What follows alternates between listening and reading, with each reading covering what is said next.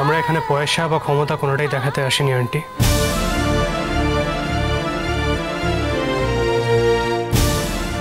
সেগুলো দেখানোর জিনিসও না, কিন্তু প্রয়োজন পড়লে পয়সা বা ক্ষমতা দুটোরই সদ্ব্যবহার করতে জানতে হয়। আফটার অল ইঁদুরে তো ফেলে দেওয়া জিনিস নয় আন্টি।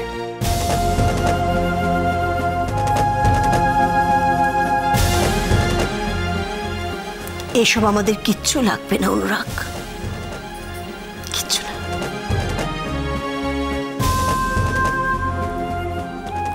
আমার স্বামীর কপালে যদি বেঁচে থাকা থাকে তাহলে উনি বাঁচবেন।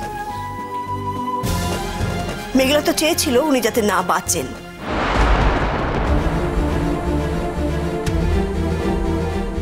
তাই জন্য বাড়ি থেকে অপমান করে বার করে দিয়েছিল।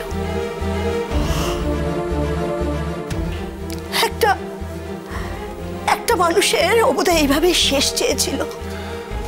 নাহলে বলো না, একটা অসুস্থ মানুষ বাড়িতে গেছে, তাকে কেউ এভাবে অপমান করে কষ্ট দিয়ে বাড়ি থেকে তুর করে তাড়িয়ে দেয়? আচ্ছা অনুরাগ, তোমাদের আঙ্কেল তোমাদের বাড়িতে কি করতে গেছিল বলো? খেতে গেছিল না পড়তে গেছিল, কি করতে গেছিল? না না অনুরাগ, আজ আমায় বলতে দাও, আজ বলতে দাও। যার জন্য আজ আমার স্বামীর এই অবস্থা, সে গাড়ি হাঁকিয়ে এসছে বলেই আমাকে অ্যালাউ করতে হবে তাকে দেখতে দিতে? আমাদের কি মান সম্মান বলে কিচ্ছু নেই? অনুরাগ, অনুরাগ, তোমার সাথে আমাদের কিচ্ছু নেই, কিন্তু তুমি মেঘলার স্বামী, এটা তো সত্যি। আর আমার স্বামীকে যে এইভাবে অপমান করে কষ্ট দিয়ে বাড়ি থেকে বার করে দিয়েছে, যার জন্য আমার স্বামীর আজকে এই অবস্থা, আমি তাকে যদি অ্যালাউ করি তাহলে ঈশ্বরও কিন্তু আমায় ক্ষমা করবেন না। তুমি বলো না, ক্ষমা করবেন ঈশ্বর আমাকে? না, করবেন না। তাই বলছি, তুমি যেহেতু মেঘলার স্বামী, তাই তোমাদেরকেও আমি আমাদের পরিবারের মধ্যে আর জড়াতে পারবো না।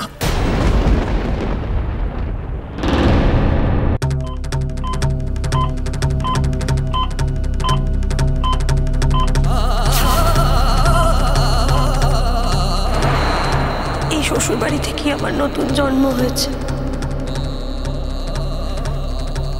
আমি আমার অতীতের কারোর সঙ্গে কোনো যোগাযোগ রাখতে চাই। আমি তোমাদের সঙ্গেও কোনো সম্পর্ক রাখতে চাই না। ও বলল যে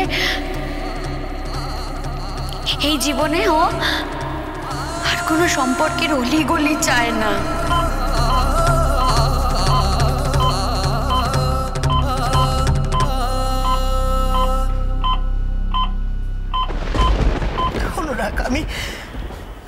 আমি অন্তর থেকে বলছি, তোমাদের দূর থেকে আমি আশীর্বাদ করছি, তোমরা ভালো থাকো, সুখে থাকো তোমরা, কিন্তু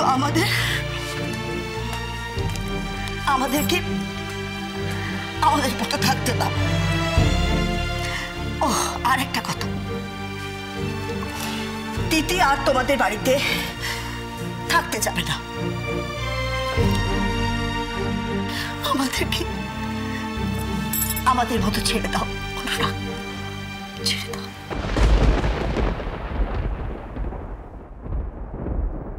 মা, আমি জানি আমি অন্যায় করেছি, সেই অন্যায়ের কোনো ক্ষমা হয় না, কিন্তু আমার মন জানে। মনের কথাটা বরং থাক না মেঘলা,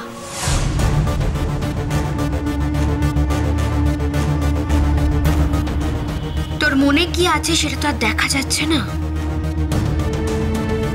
তাছাড়া তুই বাবির কাছে যাস না, বুঝলি? তোদের এখান থেকে চলে যাওয়াটাই ভালো, কারণ শ্রীপুরের লোকেরা সবটা জেনে গেছে। আর এরপর যদি তোদের এখানে দেখে হয়তো বিশ্রীভাবে অ্যাটাক করতে পারে। তাই সেটাই বলছি, এখানে বেশিক্ষণ না থেকে না এখান থেকে চলে যা। অদ্রিজা, শ্রীপুরের লোকেরা যদি মেঘলাকে অ্যাটাক করে সেটা আমি দেখে নেব, সে ব্যাপারে তোমাকে এত চিন্তিত হতে হবে না। আর তাছাড়া আমরা যখন এত দূর থেকে শ্রীপুর এসেছি তখন আঙ্কেলের সঙ্গে দেখা না করে তো আমরা যাব না। আর শুধুমাত্র মেঘলা কেন, আঙ্কেল পুরোপুরি সুস্থ না হওয়া পর্যন্ত আমি এখানেই থাকবো। অনুরাগ, আর এটা হয় না, এটাতে আমার আপত্তি আছে।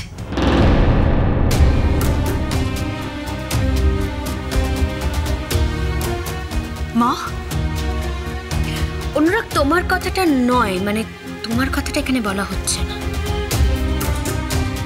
তুমি ভাবিকে দেখতে চাইলে দেখতে যেতেই পারো, কিন্তু মেঘলা। দিদিভাই,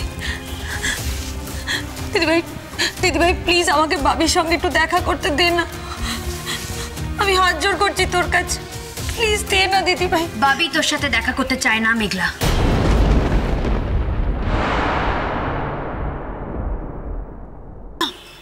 আমার সঙ্গে দেখা করতে চায় না? বাবি তোকে বলেছে? হ্যাঁ বলেছে, বলেছে।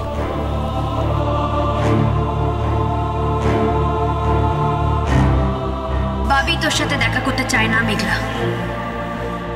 বাবি তোকে বলেছে? হ্যাঁ বলেছে। বেশ অদ্রিজা, তবে একটা কাজ করা যাক।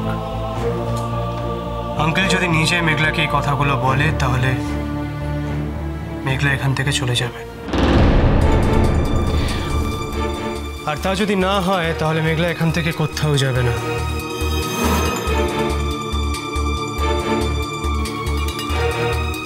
ও এখানেই থাকবে। অনুরাগ, আমি যত অন্যায় করি ভাবি এই কথাটা বলতেই পারে না আমাকে। ভাবি, দিদিভাই, দিদিভাই তুই তো জানিস ভাবি আমাকে এটা বলতে পারে না, আমাকে একবার দেখা করতে দে না দিদিভাই। তোমার চিন্তা করার কিছু নেই মেঘলা,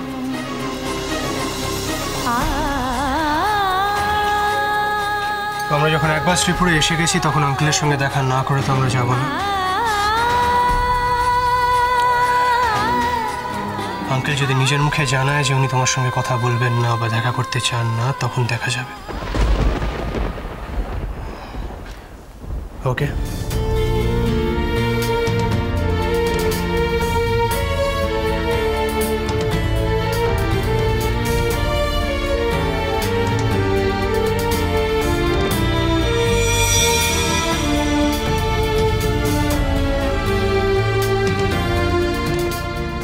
বাবি যদি আপত্তি করে তো ভালো, আর যদি বাবি আপত্তি না করে তাহলে শ্রীপুরের লোকরা যাতে মেঘলাকে দেখে বিদ্রোহ করে তার ব্যবস্থা আমি করব। আমি। বাবি আপত্তি না করলেও শ্রীপুরের লোকরা মেঘলাকে এখানে থাকতে আপত্তি করবে। এবার তুই আমার মাঠে এসেছিস মেঘলা, এবার তোর সব অপমানের উত্তর ফেরাবার জন্য আমি তৈরি।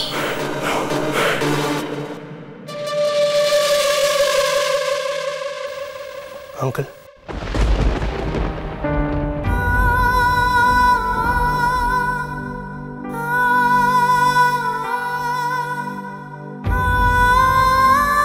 কেমন আছো ভাবি?